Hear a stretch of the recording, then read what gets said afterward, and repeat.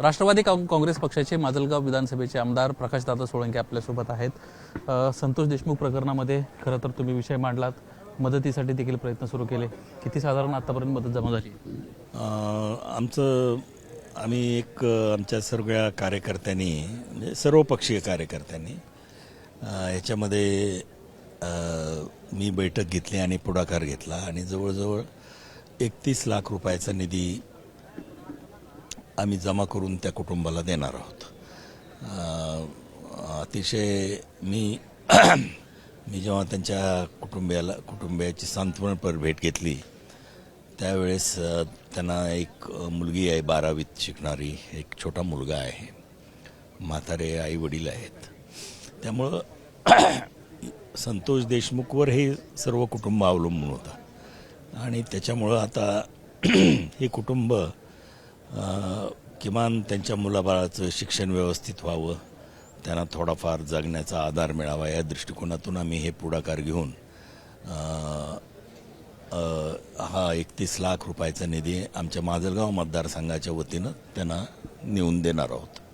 दादा, काल मुख्यमंत्र्यांचं उत्तर तुम्ही ऐकलं असेल सभागृहातलं, तुम्हाला ते समाधानी आहात तुम्ही त्या सगळ्या उत्तरावर?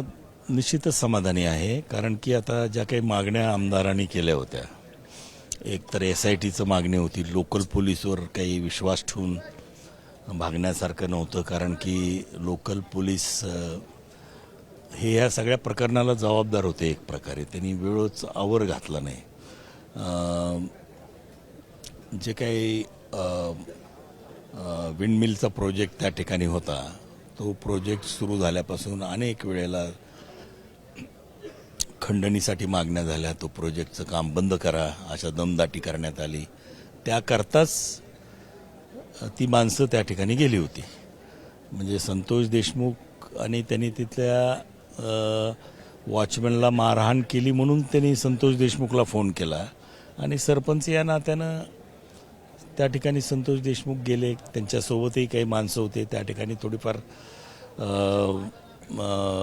थोडं छोटा भांडणही झालं त्यांचं आणि त्यांना तिथून जायला भाग पाडलं. त्याचा व्हिडिओ शूटिंग केलं गेलं आणि त्याच्यानंतर त्या जे काही गुंड त्या ठिकाणी आले होते त्यांना त्या व्हिडिओ शूटिंगमुळं त्यांचा फार मोठा अपमान झाला आहे असं त्यांना वाटलं आणि त्याच्यातून हे पुढचं प्रकरण घडलं अशी माझी माहिती आहे. जर तो व्हिडिओ शूटिंग झालं नसतं तर कदाचित एवढा गंभीर प्रकार घडला नसता. पण ते व्हिडिओ शूटिंग व्हायरल झाल्यामुळे साहजिकच एक त्यांचा अपमान झाला किंवा त्यांच्या प्रतिमेला धक्का बसला असं त्यांना वाटलं आणि त्याच्यातून हे पुढे हत्याकांड झालं. शरद पवार तुमच्या विधानसभा मस्साजोगला जात आहेत, तुम्हाला तुमचं काही बोलणं झालं पवार साहेब?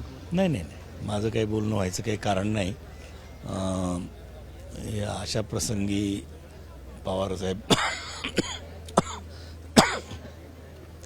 त्या ठिकाणी जात आहेत, सांत्वनपर भेट आहे आणि त्यामुळं निश्चितच पवारसाहेब आता काय बोलतात या प्रकरणात त्याच्याकडे आपलं लक्ष लागून राहिलेलं आहे. बीड जिल्ह्यातले जवळपास सगळेच जे आमदार असतील, मंत्री असेल, त्यांचा वाल्मिकांनांशी संमत येत असतोच.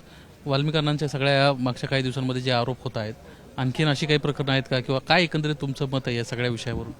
नाही, आता वाल्मिक कराड हे धनंजय मुंडेचे फार जवळचे कार्यकर्ते आहेत. त्यांचं राजकारण बऱ्याच अंशी ते त्या धनंजय मुंडे जेव्हा परळीला नसतात तेव्हा कार्यकर्ते किंवा सर्वसामान्य जनतासुद्धा त्यांना भेटत असते. एवढाच आमचा त्यांचा संबंध म्हणजे निश्चितपणानं आहे. म्हणजे तो फक्त पालकमंत्र्याच्या जवळचं किंवा काही काम असेल तर आम्ही त्यांना कधी धनंजय मुंडेचे वेअर अबाउट्स आम्हाला मिळत नसतील, फोनवर संपर्क होत नसेल, अशा वेळी आम्ही त्यांच्याशी बोलत असतो.